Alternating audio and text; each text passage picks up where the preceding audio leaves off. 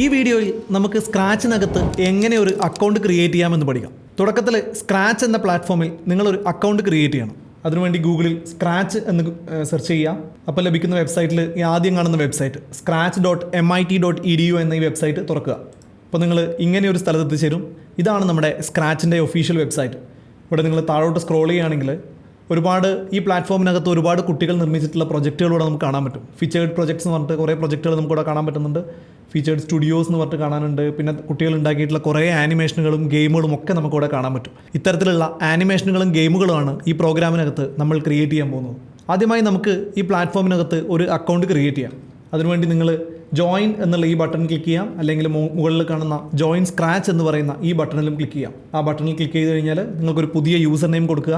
നിങ്ങൾ എന്തെങ്കിലും ഇൻസ്റ്റാഗ്രാമിലൊക്കെ കൊടുക്കുന്ന പോലെയുള്ള യൂസർ നെയിമുകൾ നിങ്ങൾ പ്രൊവൈഡ് ചെയ്യുക.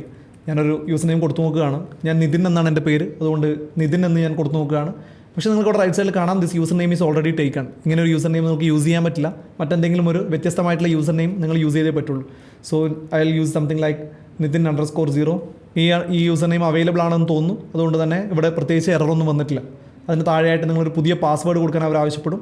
എന്തെങ്കിലും ഒരു പുതിയ പാസ്വേഡ് അവിടെ എൻ്റർ ചെയ്ത് കൊടുക്കുക. പിന്നീട് നമ്മൾ കൺട്രി സെലക്ട് ചെയ്യണം. നമ്മുടെ ഇന്ത്യ എന്ന് സെലക്ട് ചെയ്യാം. പിന്നീട് നമുക്കിവിടെ കൊടുക്കാനുള്ളത് month and year of birth ആണ്. അത് സെലക്ട് ചെയ്യുക. പിന്നീട് നിങ്ങളുടെ ജെൻഡർ സെലക്ട് ചെയ്യുക. നെക്സ്റ്റ് അടിക്കുക. ഫൈനലി നിങ്ങളൊരു ഇമെയിൽ അഡ്രസ്സ് കൂടി കൊടുക്കാനുണ്ട്.